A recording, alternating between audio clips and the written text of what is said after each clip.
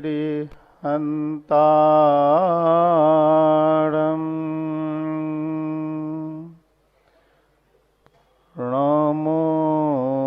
सिद्धाणं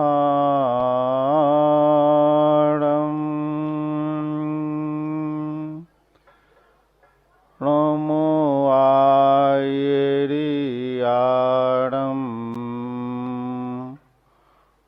नमो वज्झायाणं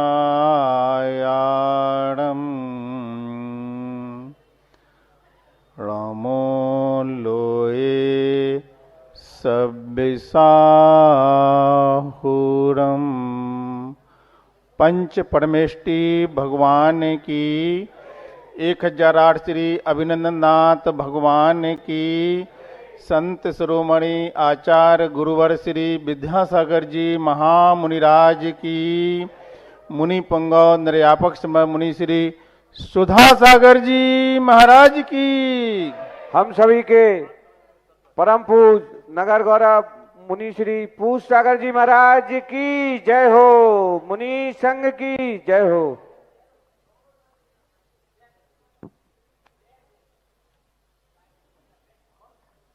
एक हमारे पुस्तक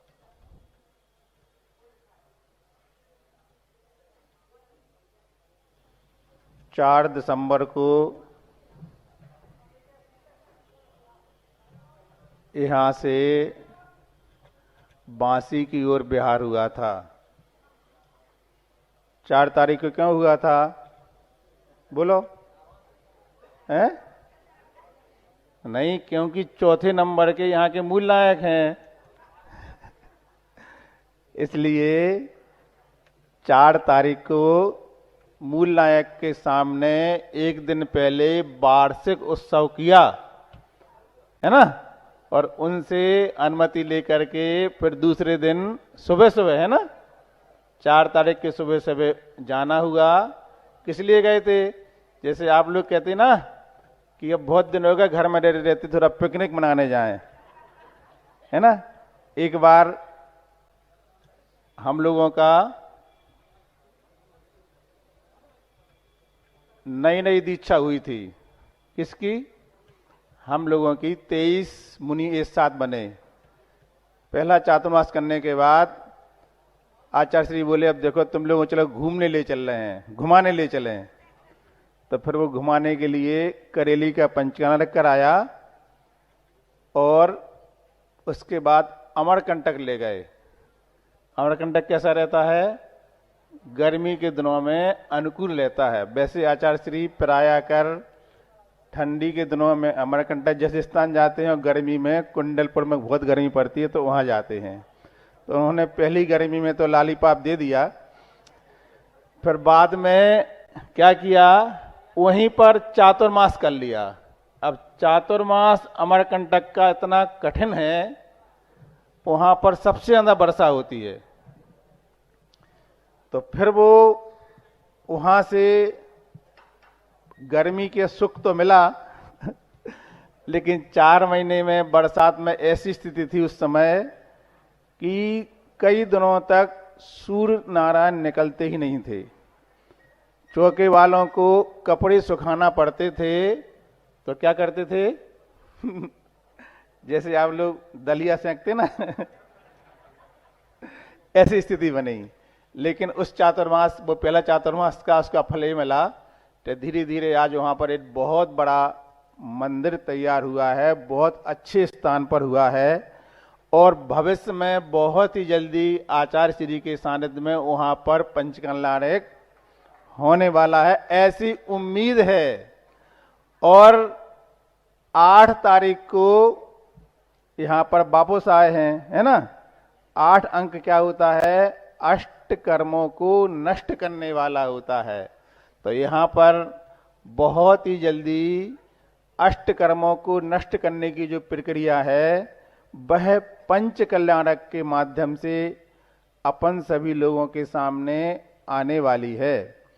ये जो पंच कल्याणक होते हैं वो किनके होते हैं? किसके होते हैं बताओ? तीर्थंकर भगवान के होते हैं, अनंत के नहीं होते। एक ही बात है। हैं? तीर्थंकर के ही होते हैं, अरहंत के नहीं होते हैं, ऐसा? अच्छा ये बताओ, तीर्थंकर और अरहंत में कोई अंतर होता है? क्या अंतर होता है? अच्छा ये बताओ, अरिहंत और अरहंत में अंतर होता कि नहीं होता है? आज अपन लोग प्रवचन नहीं, चर्चा ही कर रहे हैं ना, प्रवचन तो बड़े महाराज जी के होंगे। अरहंत और अरिहंत में क्या अंतर होता है? महाराज जी हम कभी कभी अरिहंत बोल देते हैं और कभी कभी अरिहंत बोल देते हैं। अरिहंत और अरहंत क्या अंतर है? बहुत अंतर होता है अरिहंत और अरहंत में। क्या अंतर होता है? जैसे कि मुनिराज जी हैं, आचार्य श्री मुनिराज जी हैं कि नहीं हैं? है ना? और मुनि पुंगव निर्यापक शर्मर श्री सुधा सागर जी मुनिराज हैं कि नहीं हैं? फिर निर्यापक क्यों बोलते हो? जी उन्हें पद मिला है। क्या मिला है? और आचार्य श्री को आचार्य पद मिला है। वैसे तो सब मुनिराज जी हैं। तो जो अरिहंत होते हैं, ये अरिहंत रमोकार मंत्र में पहला पद है, रमो अरिहंतारम। अरि माने होता शत्रु, जिन्होंने शत्रु को नष्ट किया है, ऐसे अरहंत भगवान होते हैं। अभी बहुत से लोग यहाँ पर बैठे हैं, लेकिन शायद बहुत कम लोगों को ये मालूम होगा कि जो तीर्थंकर भगवान होते हैं उनको दो पद मिलते हैं, एक तो अरिहंत और एक अरहंत। और बाहुबली भगवान हैं, इन बाहुबली भगवान को हम अरहंत नहीं बोल सकते। अन्य जो केवली हैं उन्हें भी अरहंत नहीं बोल सकते हैं, जैसे कि हमारे लिए आचार्य नहीं बोल सकते हैं। मतलब ये है कि अरहंत एक पद है और अरिहंत सभी को प्राप्त करना पड़ता है। अभी भी समझ में नहीं आया? जैसे हम मुनि बने हैं, मुनि बनने के बाद जो भी आचार्य या निर्यापक पद मिलते हैं वो मुनि बनने के बाद मिलते हैं, मुनि तो बनना ही पड़ेगा। इसी प्रकार से जिस जीव ने, जिन मुनियों ने 4 कर्मों को नष्ट किया है समझ रहे हैं ना? क्या किया है? 4 कर्मों को नष्ट किया है, ऐसे अरहंत परमेष्टि होते हैं। तो जो भी अरहंत बनते हैं, अरिहंत बनते हैं, उन सारे जीवों को 4 कर्म तो नष्ट करना ही पड़ते हैं, उसके बिना अरिहंत पद नहीं मिलेगा। अरि माने शत्रु। शत्रु कौन है? महाराज जी हमारा मोहल्ले का पड़ोसी शत्रु है, धंधे पानी में जो कंपटीशन करता है वो शत्रु है ना? नहीं, शत्रु हमारे साथ 24 घंटे रहता है। और वह शत्रु इस भाव में नहीं, जब से हमारा जन्म हुआ है तब से वह शत्रु हमारे पीछे पड़ा है। चाहे वो निगुत पर्याय हो, चाहे वो एक इंद्रिय आदि पर्याय हो, सभी पर्यायों में प्रत्येक जीव के साथ 8 कर्म बंधे हुए हैं। कितने कर्म? हम कितनी तारीख को आए थे यहाँ पर? हाँ, ध्यान रखना है ना। तो वो 8 कर्म जो बंधे हुए हैं, ये सबसे बड़े शत्रु हैं जीव के। क्यों? एक कर्म ही इस जीव को दुख देते रहते हैं। भगवान ने क्या किया? भगवान ने इन कर्मों को नष्ट किया।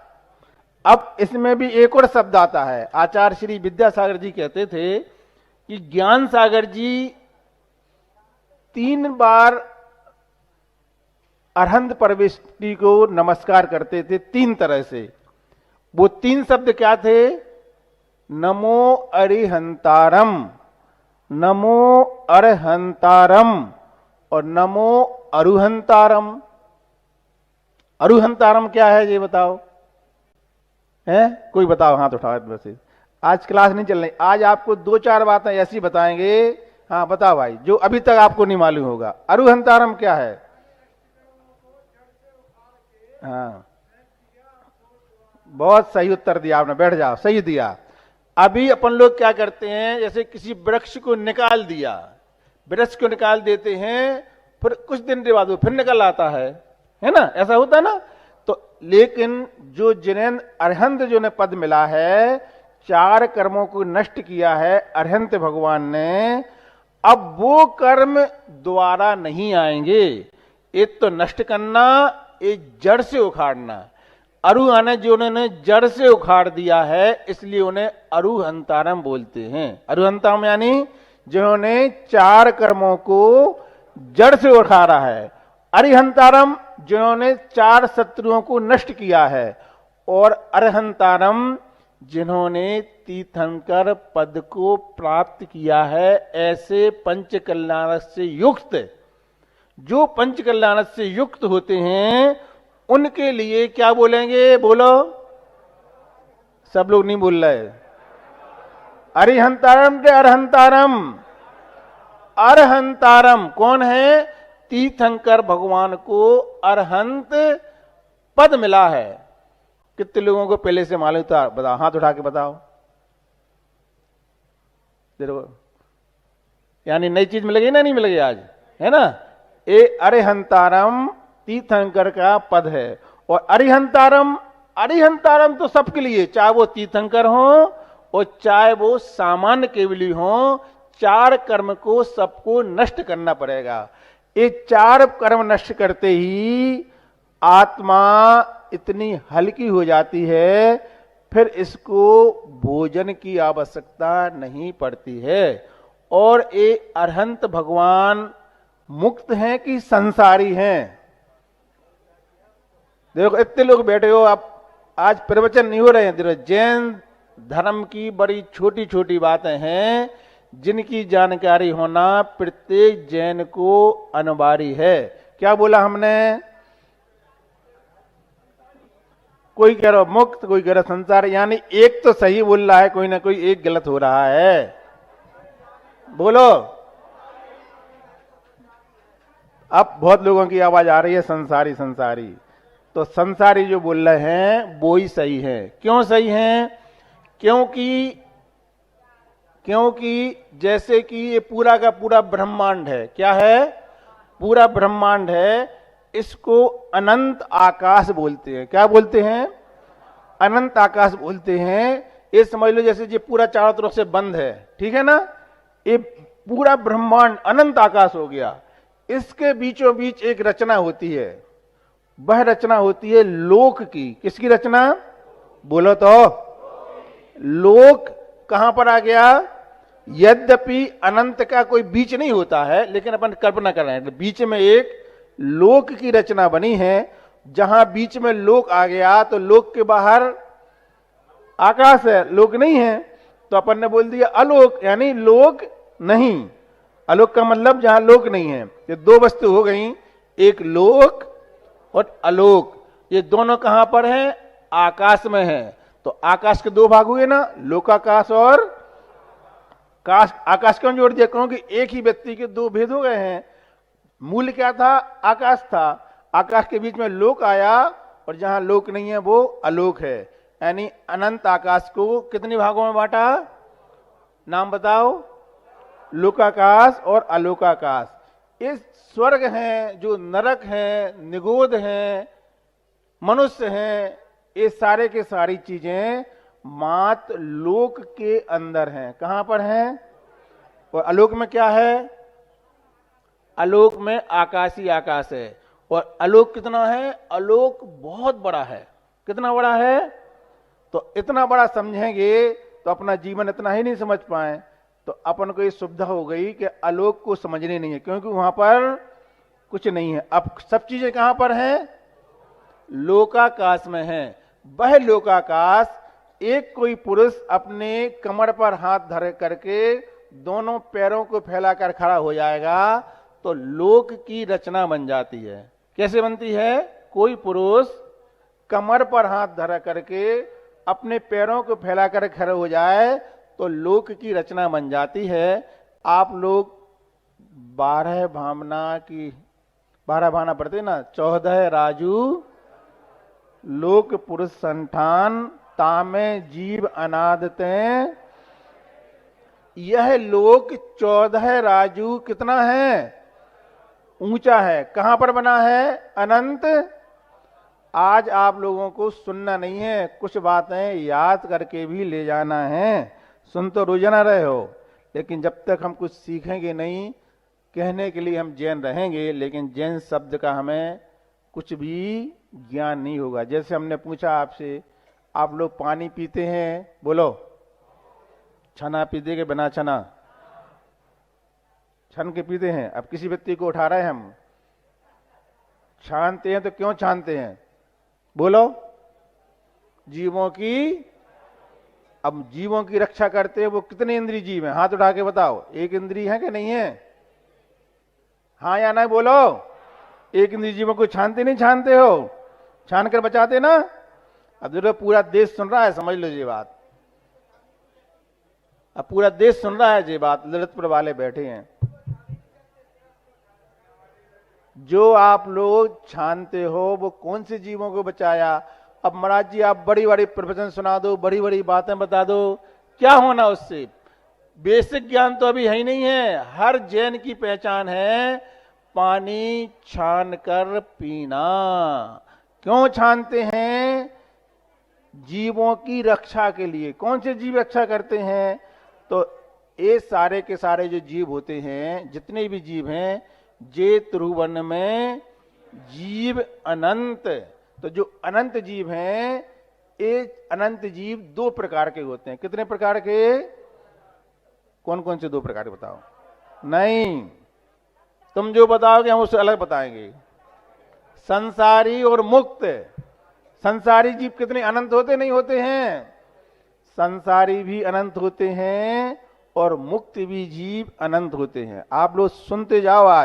आज आपकी ऐसी भूमिका जम जाएगी। अगर 15 दिन आपने इसी प्रकार से ज्ञान प्राप्त कर लिया तो घर वाले समझ रहे पंडित तो नहीं हो गया। मात्र 15 दिन। आज के बच्चे मोटी मोटी बड़ी बड़ी पुस्तकें लौकिक पढ़ लेते हैं, लेकिन धर्म की एक अच्छी से स्तुति भी नहीं आती है। स्तुति भी नहीं आती, अच्छी से शुद्ध नहीं पढ़ पाएंगे। और ऐसा लिखा है आचार्यों ने, एक स्तुति भी भगवान के पास अच्छी तरह से पढ़ने से बहुत सारे कर्म नष्ट हो जाते हैं। लेकिन उसके भाव आना चाहिए। जैसे कि भक्ता हमारे यहाँ 24 घंटे चलता रहता है ना। बहुत से लोगों ने पुस्तक हाथ में ले ली, बहुत सुंदर एक एक काव्य का अर्थ है। अभी 2-3 दिन पहले हम कहां पर थे? हम जाखलौन में थे और हमने एक काव्य का अर्थ बोला था। एक एक शब्दों में ऐसा रस निकल रहा था कि आपको सुनने के बाद ऐसा लगेगा कि महाराज जी हम पढ़ तो लेते हैं, भाव हमें अभी तक नहीं आए। और बिना भाव के वस्तु की कीमत नहीं है। जो भी कीमत होती है भावों के द्वारा होती है, चाहे वो धार्मिक हो या आपके दुकान पर रखी हुई वस्तु हो। भाव बढ़ेंगे तो दुकानदार को आनंद आता है, और भाव यहां बढ़ते हैं तो भगवान को आनंद आता है ना। तो अब बेसिक बात क्या हुई? बेसिक ये हुई बात कि जो जीव होते हैं वो दो प्रकार के होते हैं, संसारी और मुक्त होते हैं। इनमें जो संसारी हैं वो भी अनंत हैं और मुक्त हैं वो भी अनंत हैं। मुक्त जीव की पहचान कैसे करेंगे? कैसे करेंगे? जैसे हमने कहा, इसमें आवाज आपके कान पहुंच रही है, पहुंच रही ना? पहुंच रही ना? कैसे पहुंच रही है? करंट के द्वारा, माइक के द्वारा नहीं बोलना। अब हमें दिखाओ करंट कैसा होता है। तो करंट देखना तो इस रस्सी को निकालो, तार निकालो, हाथ में पकड़ लो, तो विश्वास हो ऐसा होता है करंट। नहीं तो फिर क्या है? विश्वास मानो कि माइक के द्वारा आवाज नहीं पहुंच रही है, इसके अंदर अदृश्य वस्तु है, वो आपके पास आवाज पहुंचा रहा है। वो क्या है? वो करंट है। जैसा करंट दिखता नहीं है, श्रद्धा न किया जाता है, इसी प्रकार से इस शरीर के अंदर एक अदृश्य वस्तु है जो दिखेगी नहीं, लेकिन वो निकल जाएगी तो तुम्हें घर से कोई निकालते तुम्हारे अपने हाथों से जला करके अलग कर देगा। अगर वो निकल गया। कौन? जो शरीर के अंदर है। बस जो वो है जैन धर्म के, वो ही सारी विशेष बात है, वो ही मुख्य बात मानी जाती है। वो है आत्मा। वो आत्मा संसार में जब तक रहती है कोई ना कोई शरीर को धारण किए रहती है। ये हम आपके जो पंचकल्याण गा रहे हैं ना, उसकी भूमिका जमा रहे हैं पहले की। तो आपको उस पंचकल्याण में क्या सीखना है, क्या समझना है? तो ये जो आत्मा है, ये आत्मा कोई ना कोई शरीर धारण करती है और 4 स्थानों पर ही रहती है। वो 4 स्थान कहलाते हैं 4 गति। क्या कहलाते हैं? या तो तिरंज गति में रहेगी, या मनुष्य गति में, या देवों में, या नरकों में। 4 स्थान इसके रहने के होते हैं। अगर 5वां कोई स्थान होता है तो वहां पर आत्मा अकेली रहती है, किसी के साथ नहीं रहती है, ना शरीर के साथ रहती है। आत्मा कैसी रहती है? मात अकेली। वो कौन सा स्थान है? लोक के अंत में जाकर के। फिर वह संसार में नहीं आती है, फिर वहीं पर जाकर विराजमान होती है। अनंत सुख को भोगने वाली अपनी आत्मा होती है। उसी पद को प्राप्ति करने के लिए ये सारे धार्मिक क्रियाएं की जाती हैं। तो जो वो संसारी जीव हैं वे भी अनंत हैं, और ऐसे जो सिद्ध परमेष्टि हैं वो भी अनंत हैं। अब जो संसारी प्राणी हैं उनकी पहचान तो कर सकते हैं, सिद्ध की पहचान कैसे करेंगे? सिद्ध की पहचान करंट की भांति श्रद्धा से करेंगे। तो इसके अंदर करंट है, आवाज आ रही है। इसी प्रकार से जो सिद्धालय में विराजमान हो गए हैं ऐसे अनंत सिद्ध परमेष्टि हैं जो कि कैसे रहते हैं? कैसे रहते हैं? जैसे कि आपने यहां पर 4 और 4 8 और 3 11 और 3 14 लाइट यहां जल रही हैं, है ना? चल रही ना? ऐसी 1000 लाइट जला दो तो उसका उजाला इसमें समा जाएगा। और 1 लाख जला दो तो 1 अरब जला दो तो ये उजाला उसी में समाता चला जाएगा। और इसी उजाले में जैसे एक बल्ब जला दो और बल्ब के अंदर ऊपर से एक कोई ढक दो कोई बर्तन से, तो वो उजाला इतने के अंदर भी समा जाएगा, और बर्तन को हटा दो तो इतने में भी फैल जाए। इसी प्रकार से सिद्ध परमेष्टि कैसे होते हैं? इसी प्रकार से अनंत सिद्ध परमेष्टि एक दूसरे में समाते, जैसा उजाला एक दूसरे में। उदाहरण समझ में आ रहा है ना? अरे हमने मन से नहीं दे रहा है, तत्वार सूत्र में लिखा है ऐसी।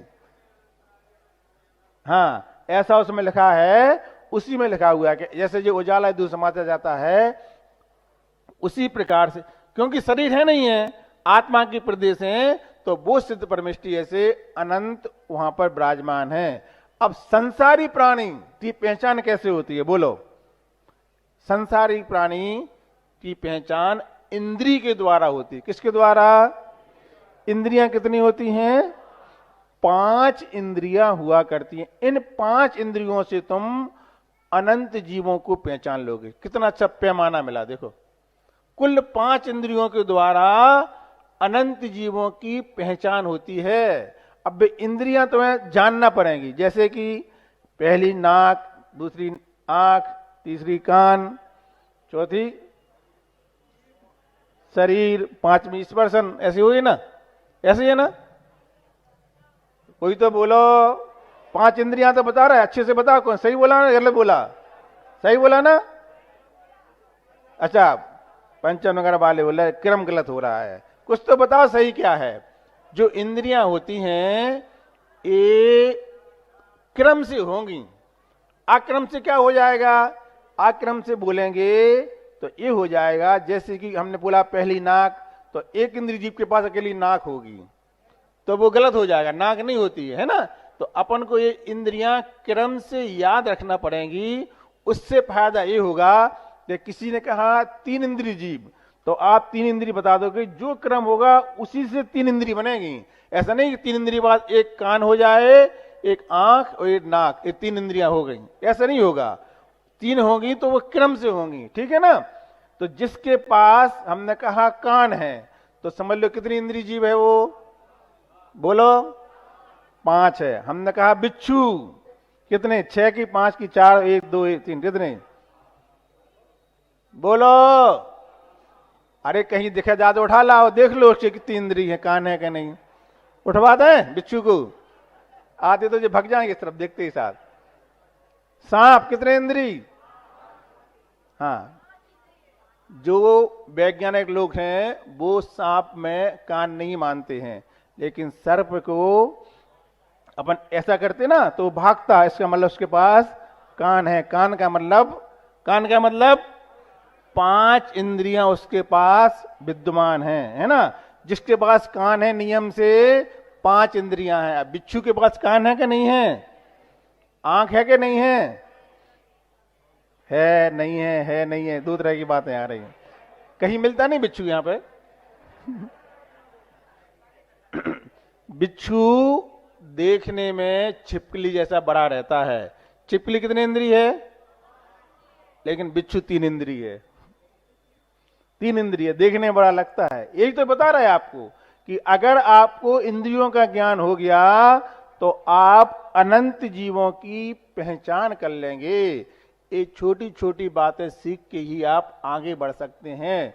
आज आप लोग बच्चों को पाठशाला भेजते हैं, अन्य स्थानों पर भेजते हैं, घर में ही मां सिखाने लग जाए बच्चों को तो मां भी सीख जाएगी और बच्चे भी सीख जाएंगे। ये बेसिक ज्ञान हर व्यक्ति को होना चाहिए।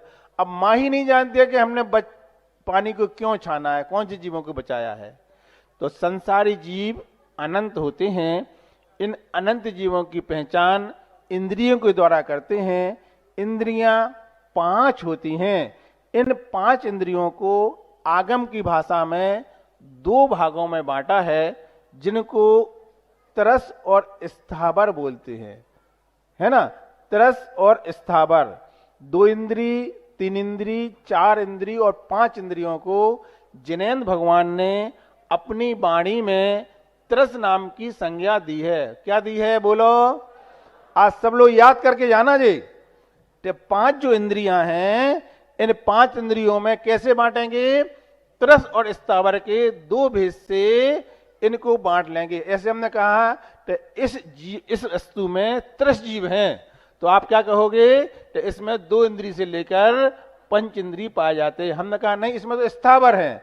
स्थावर का मतलब 1 इंद्री है। 1 इंद्री के भी 5 प्रकार के भेद हैं। जैसे कि वनस्पति, किसी ने कहा वृक्ष में जीव होता कि नहीं होता? होता है, क्योंकि वो वनस्पति कायक है। अब वो वनस्पति कायक है और तुम्हारे मुनिराज जी के 5 इंद्रियों के जीवों की हिंसा नहीं करने का क्या है? क्या है? संकल्प है कि हम 5 जीवों की इंद्रियों की हिंसा नहीं करेंगे।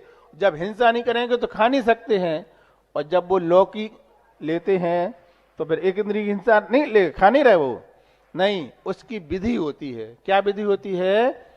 उस जीव का जीवत्व, उसमें मांस की संज्ञा नहीं होती है, ठीक है ना। 2 इंद्रिय से मांस की संज्ञा प्रारंभ हो जाती है, 1 इंद्रिय बनी होती है। तो जैन धर्म में उसकी प्रासुक करने की विधि होती है। वह 2 प्रकार से होती है। एक तो अग्नि के द्वारा, दूसरी बोलो। देखो इतने लोग बैठे चौका लगाते हैं, कैसे विधि होती है बताओ? एक होती है अग्नि के द्वारा और एक होती है मशीन के द्वारा, पेलने के द्वारा।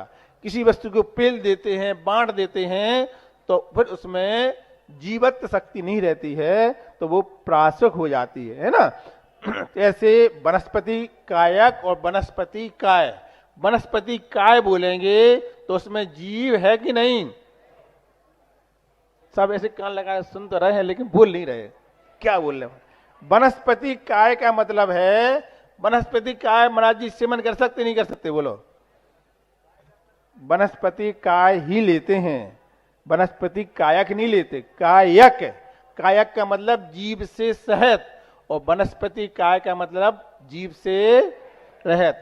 आपने कुएं से जल को निकाला, क्या किया बोलो? निकाला, बाल्टी से निकाला, जो गुंडी थी उसके ऊपर कपड़ा था, उसमें आपने क्या किया? छान दिया। छाना और उसमें जीव ऊपर आए। किसके ऊपर आए? कपड़े। कौन से जीव आए बोलो? अब आपकी आवाज आने लगी। पुरुष तो बोल ही नहीं रहे, वो तो पानी ले आके धर देते चौका, लो तुम धरो ये पानी, अब तुम्हारा काम बनाते रहो, हम ले आके धर दे रहे हैं ना। ऐसा नहीं करना पड़ता ना। क्या किया? तरस जीवों की रक्षा की। क्या किया? वो तरस जीव कहलाते हैं। अब चातुर्मास का समय सीख आ गया, 5-7 दिन बचे, तो अब कहां जा पाएंगे? तो फिर वो ऐसा निमित्त मिला कि आचार्य श्री जी, हम लोगों ने सब साधुओं ने व्यवस्था की डोली में बिठा के ले जा, लेकिन वो बैठे नहीं, वो पैदल वो 50 किलोमीटर फिर पुनः अमरकंटक आए। लेकिन वो हर्बिस क्यों आई थी, बीमारी क्यों आएगी? क्योंकि उनके वापस आने से उस अमरकंटक में एक बहुत विशाल मंदिर की योजना बन गई। अगर वो चले जाते तो वो मंदिर बहुत अच्छे स्थान पर बना है, ऊंचाई पर। तो बड़े लोगों को कष्ट भी कुछ अच्छाई के लिए आता है, कर्म भी निकल गया और श्रमण संस्कृति पहचान के लिए बहुत बड़ी धरोहर तैयार हुई। तो जिस समय हमारे लिए कष्ट आए उस समय क्या करना? हे भगवान, जो कष्ट आया है ये हमारे कर्म का उदय है, इसमें दूसरे ने कुछ नहीं किया, दूसरे ने कुछ नहीं किया। हमारा बुरा हुआ जो भी हुआ है, ना पड़ोसी ने किया, ना चाचा ने, न बड़े पापा ने, न जीवरानी ने, जेठानी ने, किसने किया? हमारे कर्म के उदय ने किया है। ऐसा करने से क्या होगा?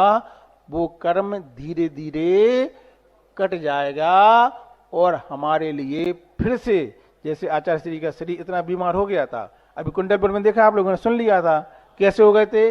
जो काम जिंदगी भर में नहीं किया आचार्य श्री ने, वो सहारा लेना पड़ा था। लेकिन थोड़ा सहारा लेने के बाद जब वो रेहली पहुंच गए पटनागंज, वहां पर स्वस्थ हो गए। तो इतनी लंबी यात्रा की उन्होंने, देखो।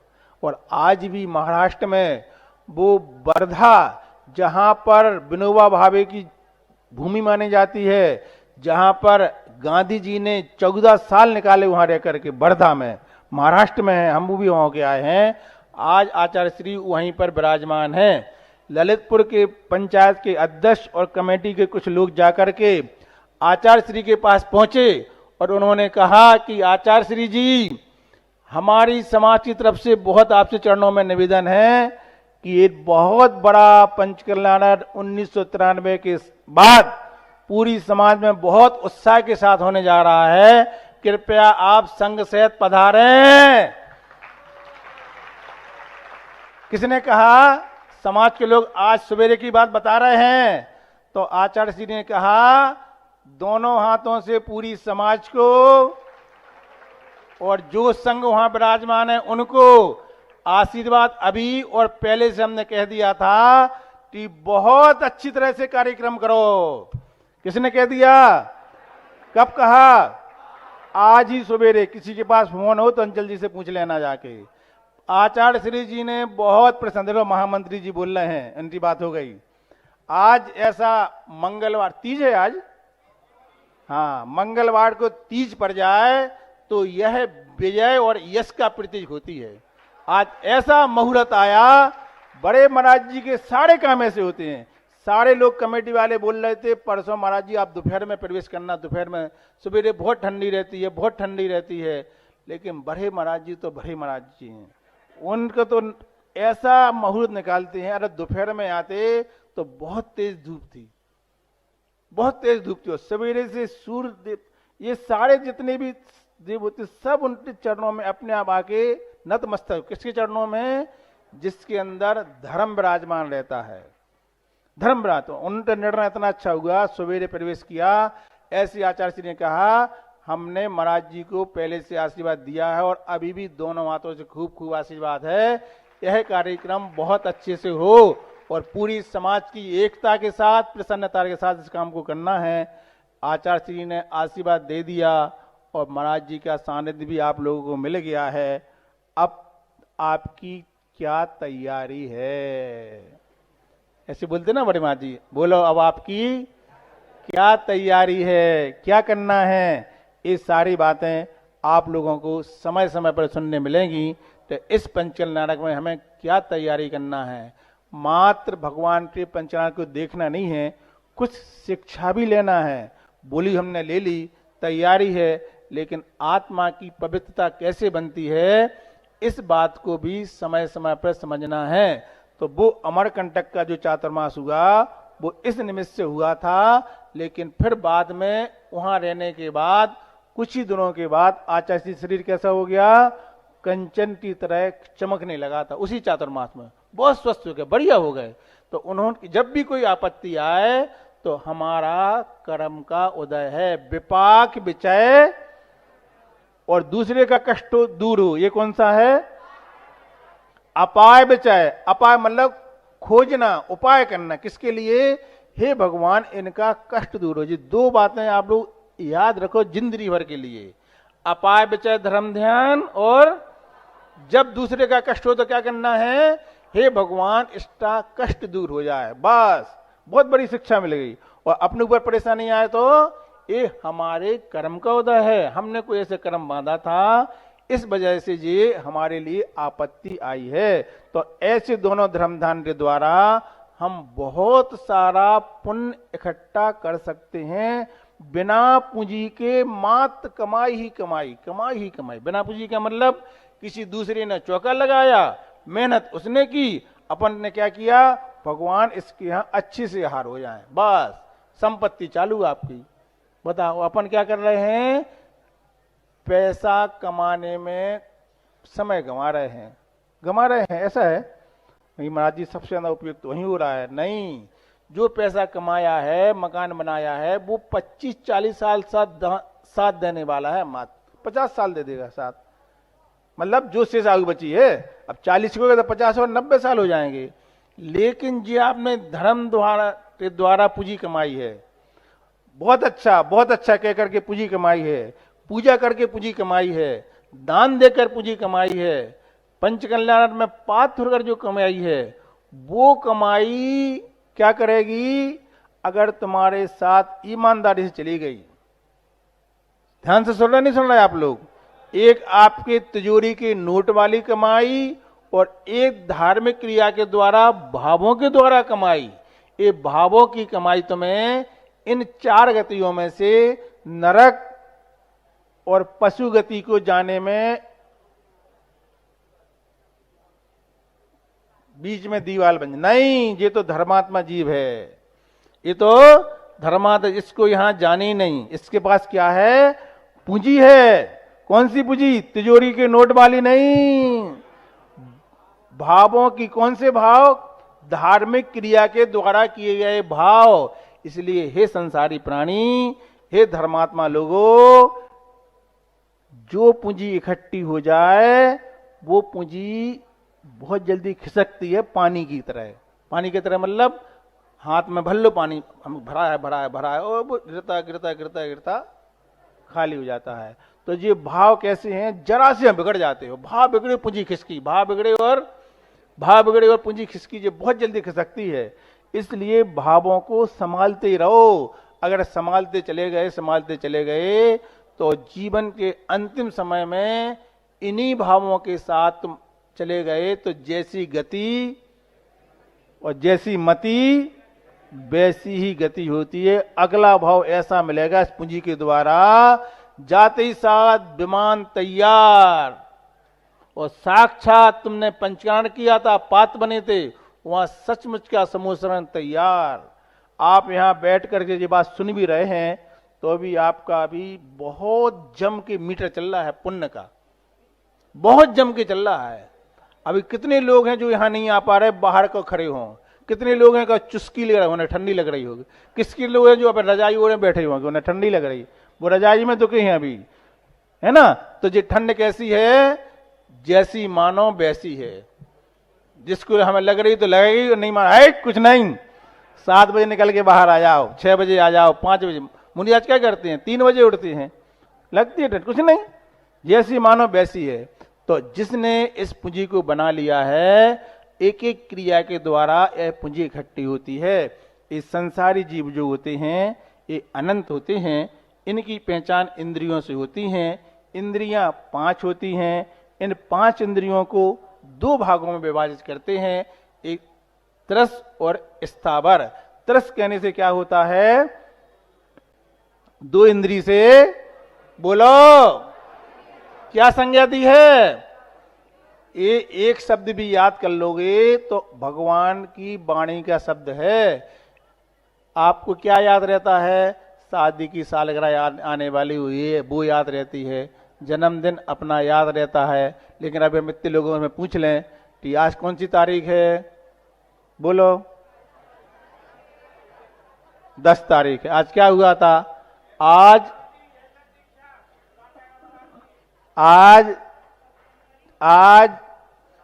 परम सागर जी की दीक्षा हुई थी। हमारा नाम क्या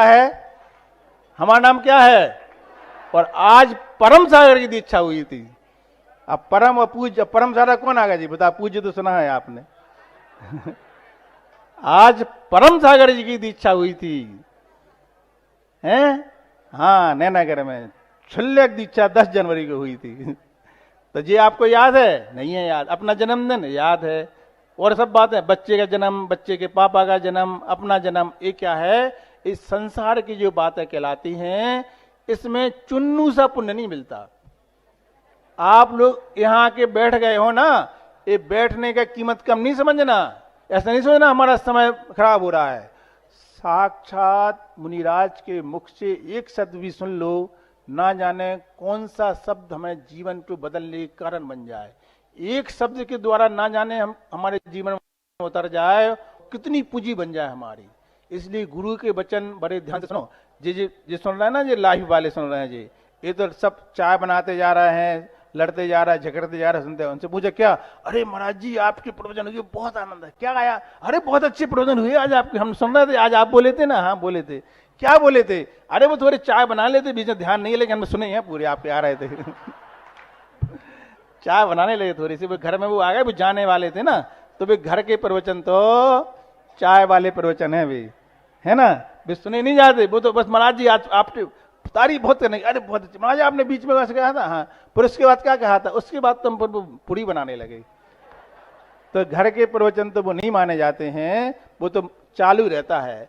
जो एकाग्रता पूर्वक आप गुरु के सामने बैठ के सुन रहे हैं, पूंजी तो इसी से बनेगी, वो कान का विषय बनेगा, और ये मन का, आत्मा का विषय बनेगा। कि पानी छानते हैं, हम फिर वहीं पहुंचने वाले हैं। जितनी चाहे बातें बोलते हैं हम, लेकिन सब याद रहता है कहाँ? पीछे पीछे लौटते आ रहा है। पहले दुकान फैलाते हैं, फिर समेटते हैं। तो कहाँ बता दिया? संसारी जीवों के भेद बता दिए, और 5 इंद्रियां बताई। उनके 2 भेद होते हैं, तरस और स्थावर। तरस जीवों को बचाते हैं। कैसे बचाते हैं बोलो? पानी को जब छानते हैं तो तरस जीवों की रक्षा होती है। कितना बड़ा काम होता बताओ। लेकिन चौका लगाने वाले क्या करते हैं? पानी तो छाना और फिर उस छन्ने को ऊपर से ऐसे ऐसे कर दिया, पानी डाल। तो आपके ऊपर से फेंको, क्या होगा? नहीं, कड़े वाली बाल्टी में उस पानी कपड़े को उल्टा लौटाया जाता है, ऊपर से पानी डाल दे, उसमें कर तो ऐसा नीचे ले जा करके पीछे कड़े के ऐसा उठा दो, तो वो पानी हम इसी मंदिर में जब पूजा करते थे, तो आप लोग माने या ना माने, लेकिन जिनने देखा वो तो मानेंगे। यहीं पर हुकुम पुजारी थे, वो नीचे वाले स्थान पर कुएं से पानी ला करके द्रव तैयार करते थे। हमें ना द्रव पसंद आती थी, ना पानी पसंद आता था। फिर क्या करते थे? एक पीतल वाली बाल्टी से कड़ा लगा हुआ था, उसमें 8-9 भाई मित्र थे आपस में। कड़े वाली बाल्टी से अपने हाथों से, एक नंबर रहता था हम लोगों का। एक दिन यहाँ कुआ था, जहां पर क्या बना है अभी? नहीं, सहस्रकूट बना है। इसके पीछे कुआ था, ऊपर छत से जाते थे, अपने हाथ से पानी खींचना, और एक ऐसा कमरा था जहां पर कोई पहुंच ना पाए। उसी कमरे में अलग गैस, आज पहली बार बता रहा है सबको खोल के ये बात, अलग गैस और अलग चूल्हा। ये बात जानकी और सुरेश को अभी भी मालूम है, उनसे पूछ लेना आप। जानकी और सुरेश को तो बुला के पूछ लो। अलग गैस, अलग चूल्हा, अलग द्रव्य और अलग धोती के कपड़े। वहां जो अभी बचा है वहीं पे धोती दुपट्टा डालते थे सुखाने के लिए। अलग मंदिर के न धोती दुपट्टा लेंगे, न गैस छत नहीं लेंगे, पानी तक नहीं लेंगे। और चौका लगाने जब जाते ना सब लोग आसपास, तो मंदिर के बर्तन लेना, जी लेना, वो लेना, अपन को पसंद नहीं आए तो अपने सील चंदी अनोरा की दुकान पर जाकर के बक्सा में बर्तन लिए चौके के लिए। ना मंदिर से लेना, ना घर से लेना। घर वाले कुछ कहने लगे या जे कुछ कहने लगे, सुनेगा कौन? इसलिए क्या किया? अलग बर्तन। आज भी वो बक्सा रखा है साधु पर कमरे में। वो कमरा बचाओ, बक्सा बता, बाकी सब देखा वो कह रहा है, वो भगवान कह रहा है बक्सा अभी भी रखा है। वो पुण्य कैसे बढ़ाया जाता है ये बताया जा रहा है। आप क्या सोचते हैं? गाड़ी मिल जाए, बस मिल जाए तो महाराष्ट्र के बाद चले जाए। महाराष्ट्र की कीमत कितनी? महाराष्ट्र की कीमत है फ्री की बस मिल जाए इतनी, खुद की गाड़ी बराबर नहीं है। और जब जब शादी विवाह में जाना तो अरे हमारी गाड़ी में चलो, हम चल रहे हैं, हम भी चल रहे हैं, हमारी गाड़ी तो है, पार्टी में जाना है तो अरे बुला हुआ है कहां पर, नदी उस पार, और ठंडी बहुत पड़ रही है, बस मालूम चल जाए कि आज थर्मस बटना है, फिर देखो तुम लेन देखो, लेन नदी ऊपर नहीं और आगे चले जाओ थोड़ी सी, थर्म पहले से बता दो, फिर देखो, और बहुत तेज ठंडी हो, एक थर्मस में प्रवचन होना हो तो देखो भैया हम पहले तो खूब जाते थे, वैसी ठंडी में स्वास्थ्य ठीक नहीं है, और उसी से कह दो भैया आज थर्मस बटना है शाम को तो ठंडी, ऐसा हमारा धर्म है, ऐसा हमारा धर्म है, इसलिए पुण्य को बढ़ाने वाला नहीं होता। हम ये कह रहे हैं आज जितनी चाहे थर्मस बटे या सोने की चेन बटे, भैया हम नहीं जाएंगे, लेकिन धर्म है हमें तो भैया जाना, एक दिन प्रवचन छूट नहीं जाए। धर्मात्मा व्यक्ति की पहचान ऐसे होती है, तो जो पानी छाना जाता है वह त्रस्त जीवों की रक्षा के लिए छाना जाता है। वहां पर रह करके जब हम लोग एक ही स्थान पर द्रव धोते थे, वहीं से इकट्ठी करके फिर एक वेदी थी, किसकी थी?